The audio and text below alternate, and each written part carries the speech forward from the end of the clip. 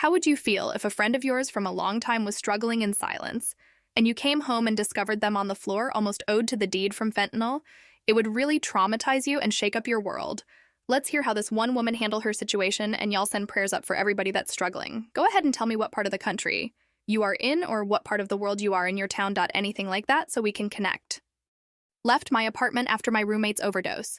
Processing trauma via a cross-country move. TW. Drug use, overdose, trauma ***. I don't even know where to start with this, but my therapist suggested I might find it helpful to share my story. Maybe it'll help others. 6 months ago, I found my roommate unconscious in our bathroom. She had overdosed on fentanyl.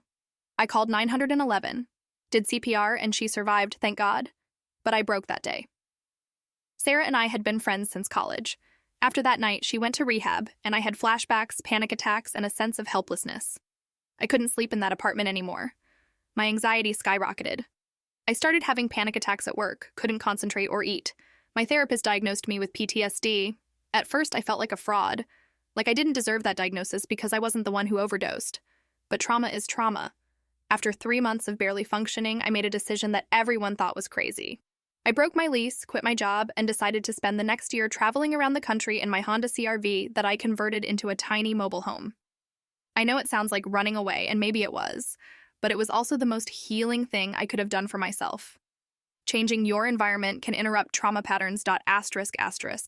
When everything around you reminds you of the traumatic event, sometimes you need a complete reset. Waking up in different places, seeing new landscapes, meeting new people, it helped my brain create new neural pathways.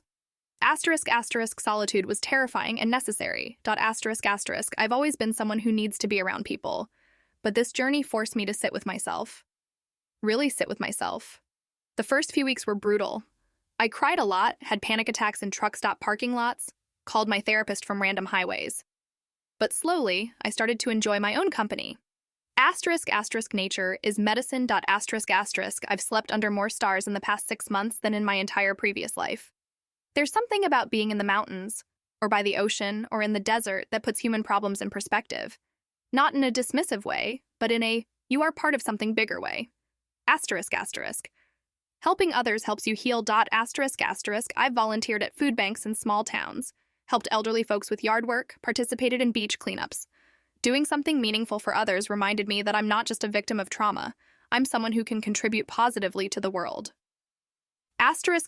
Grief isn't just for death. I had to grieve the person I was before that night, the friendship I had with Sara, the sense of safety I used to feel in the world. That grief needed space and time and acknowledgement. I'm not cured. I still have hard days. I still go to therapy, virtually now. I still take medication for anxiety. But I'm not the same person who was paralyzed by fear 6 months ago. Sara and I text occasionally. She's doing well in her recovery, has her own apartment now, is rebuilding her life. I'm proud of her, and I've forgiven both of us for what happened that night. I don't know where I'll settle down eventually, but for now, the road is home. Sometimes healing doesn't look like staying in one place and working through everything systematically. Sometimes it looks like giving yourself permission to wander until you find yourself again. If you're dealing with trauma and feeling stuck, trust yourself to know what you need. Update. Currently writing this from a campground in Utah, and for the first time in months I felt genuinely happy. Just wanted to share.